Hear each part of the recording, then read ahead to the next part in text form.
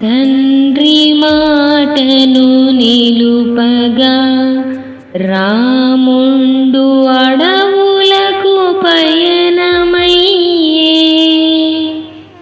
నేను మీ పాటలోనే వస్తాను అనుచు సీతమ్మ కదిలి